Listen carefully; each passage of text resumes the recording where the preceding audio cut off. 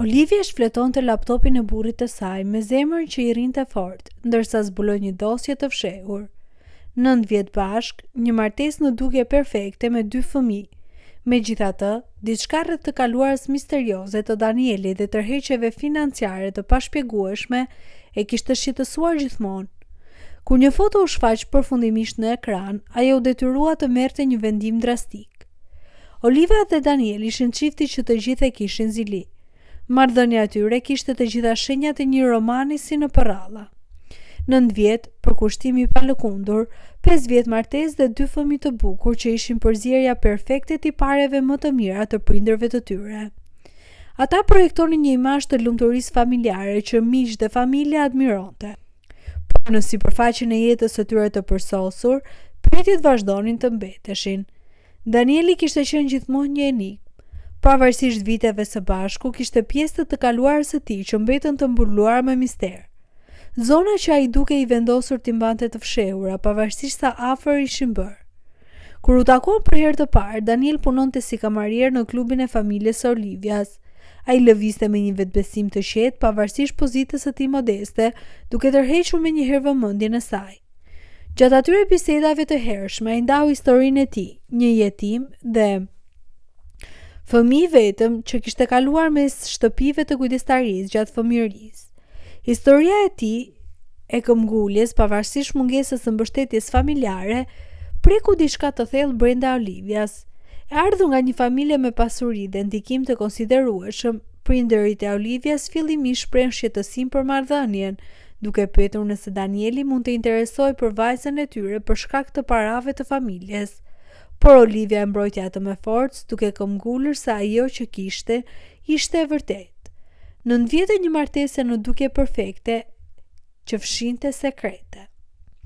Ndërsa marrëdhënia e tyre thelloi, Olivia gjeti mënyra për të ndihmuar Danielin të ndërtonte jetën që meritonte. Ajo shfrytëzoi lidhjet e saj familjare për të ndihmuar atë të siguronte një huaj biznesi që bankat e tjera ja kishin refuzuar.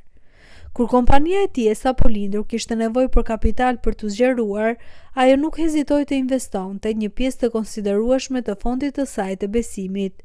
Në udhëheqjen e tij, biznesi lulëzoi përtej asaj që të dy kishin imagjinuar të mundur. Dita e dasmës së tyre ishte një ngjarje madhështore, me Olivia të rrethuar nga gjenerata të familjes dhe miq të përjetshëm. Megjithatë, në anën e Danielit në kish, asnjë person nga e kaluara e tij nuk ishte i pranishëm. Ai e shpjegoi këtë si realitetin e trishtuar të rritjes pa familje. Por dhe atëherë, Olivia pyese veten pse nuk kishin prindër kujdestar, as një mik fëmijërie, as një koleg nga punët e tij të mëparshme.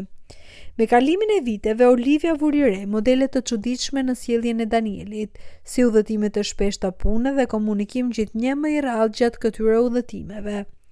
Kohët e fundit Olivia kishte ndeshur Danielin duke bërë biseda telefonike të fshehta natën vonë. Sa herë që ajo hynte në dhomë, ai mbyllte telefonin pa pritur ose kalonte në diskutimin e temave të zakonshme. Kur ajo pyeste kush po telefononte në orë të tilla të vona, përgjigjet e tij ishin të paqarta. Bashkëpunëtor biznesi në zona të ndryshme kohore, klient të mundshëm dhe mundësi investimi. Parregullsitë financiare filluan rreth një vit më parë. Duke shqyrtuar llogaritë e tyre të përbashkëta, Olivia vuri re tërheqje të pashpjegueshme që nuk ndiqnin asnjë model përveç shifrave të tyre të konsiderueshme. $5,000 u zhdukën në një muaj, $10,000 muajin tjetër. Kur u përball me këto transaksione, Danieli hodhi poshtë shqetësimet e saj me shpjegime të rastësishme për shpenzime biznesi ose mundësi premtuese investimi që kërkonin veprim të menjëhershëm. Një pasdite ndërsa Danieli ishte larg, Olivia vendosi të shikonte më nga afër financat e tyre. Duke shpërndar deklaratat bankare dhe faturat e kartas së kreditit në tryezën e zyres së tyre në shtëpi, ajo filloi të organizonte transaksionet sipas datës dhe vendodhjes. Diçka menjëherë i tërhoqi vëmendjen, një model shqetësues që i bëri stomakun të lidhej nga ankthi. Sipas deklaratave të kartës së kreditit, udhëtimet e supozuara të biznesit të Danielit në qytete të mëdha si Chicago, Los Angeles dhe New York, të gjitha tregonin shpenzime të përqendruara në një vend të papritur, një qytet i vogël në Ohio, që Olivia nuk e kishte dëgjuar kurrë të përmendej nga ai. Pse do të gënjente Danieli për destinacionet e tij?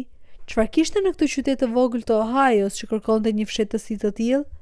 Pyetjet shtoheshin, ndërsa dyshimet e saj rriteshin. Pas ditësh debati të brendshëm, ajo punsoi një haker privat për të thyer laptopin e Danielit të mbrojtur me fjalë kalim. Kur hakeri dha qasje, duart e Olivias dridheshin ndërsa lundronte në përskedar dhe dosje.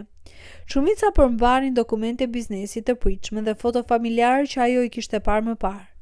Por, varrosur thellë brenda në dosje, ishte një direktor që kërkonte një fjalëkalim shtesë. Me ndihmën e hakerit ajo fitoi qasjen e këtë pengesë të fundit të fshehtësisë. Ndosja përmbante 10 emaile nga dikush i quajtur Melissa. Olivia nuk ishte dëgjuar kur Danielin të përmendte këtë grua më parë. Emailet diskutonin tema të përditshme me një familiaritet që e bënte atë gjithnjë më të pakëndshme. Por ishte një bashkëngjitje që përfundimisht e bëri botën e saj të shëmbej. Atje në ekran ishte një foto e Danielit në një plazh duke buzëqeshur gjërësisht me krahun rreth një gruaje. Mes tyre qëndronte një djalë i ri, ndoshta 7 ose 8 vjeç, me buzëqeshje karakteristike të Danielit dhe sy të pamohueshëm. Shenja kohore tregonte se fotografia ishte marrë muajin e kaluar, gjatë asaj që supozoi të ishte një konferencë biznesi në Seattle. Emailet e tjera zbuluan biseda intime mes Danielit dhe një gruaje të quajtur Melissa. Ata diskutonin transfera parash, zgjedhje shkollash për djalin dhe plane për t'u takuar. Lotët rrithnin në fytyrën e Olivias ndërsa printonte provat. Jeta që ajo mendonte se kishin ndërtuar së bashku po ta shkatërrohej para syve të saj. Brenda pak orëve ajo kishte kontaktuar një avokat divorci dhe kishte organizuar një konsultë emergjente. Kur Danieli u kthye nga udhëtimi i tij i fundit, Olivia kishte mbledhur veten mjaftueshëm për t'u përballur. Letrat e divorcit prisnin mbi tryezën e kuzhinës, pranë fotove dhe emaileve të printuar. Kur ai hyri nga dera, fytyra e ra ndërsa pate që ajo kishte zbuluar. Ngjyra iku nga tipare ndërsa kuptoi se jeta e tij e fshehtë ishte zbuluar. Danieli filloi të shpjegonte me zërin që i dridhej ndërsa luftonte për të gjetur fjalët. Ajo që Olivia dëgjoi më pas e la plotësisht të habitur. Burri në foto nuk ishte fare Danieli, ishte vëllai i binjak identik, Jason. Sipas zbulimit të Danielit, vëllezërit ishin rritur së bashku në strehimore dhe shtëpi kujdestarie të ndryshme. Ndërsa Daniel kishte luftuar për të shpëtuar nga rrethanat e tyre përmes arsimit dhe punës së ndershme, Jason kishte rënë në një turm të rrezikshme. Për të shpëtuar nga ndikimi negativ i vëllait të tij dhe telashet që dukej se e ndiqnin, Daniel kishte lëvizur larg vite më parë duke prerë të gjitha lidhjet me të kaluarën e tij, përfshirë vëllain e tij.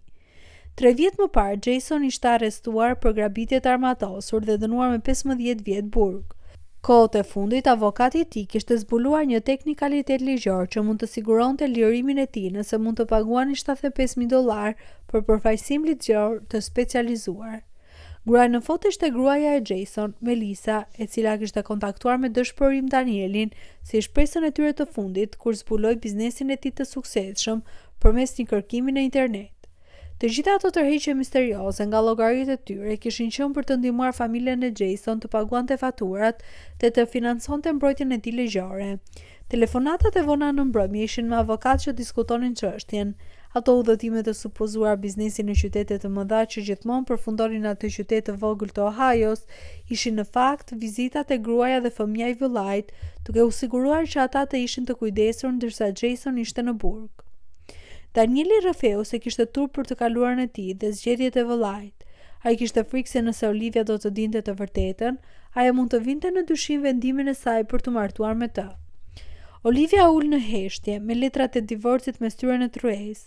Fotografia që i kishte thyer besimin zbuloi një tjetër lloj tradhtie. Burri i saj nuk po kishte një lidhje apo po udhëhiqte një jetë e dyfisht me një familje tjetër, por vitet e tij të gënjeshtrave me anashkalim kishin ndërtuar një mur të padukshëm mes tyre. Tani Olivia përballonte një zgjedhje të pamundur. A duhet të falte mashtrimin që kishte karakterizuar marrëdhënien e tyre që nga fillimi? A mund të kuptonte pse Danieli kishte fshehur një pjesë kaq të rëndësishme të vetes nga ajo për kaq shumë vite? Apo duhet të vazhdonte me divorcin dhe të jepte fund një martese që ishte ndërtuar mbi gjysmë të vërteta dhe histori të paplota? Ndërsa Daniel priste përgjigjen e saj, Olivia kuptoi se vendimi përpara saj do të përcaktonte jo vetëm të ardhmen e saj, por edhe të ardhmen e fëmijëve. A do të qëndroj me dikë që kishte fshehur identitetin e tij të vërtet për 9 vite? Dhe nëse qëllimet e tyre ishin për të mbrojtur nga e kaluara e tyre e trazuar?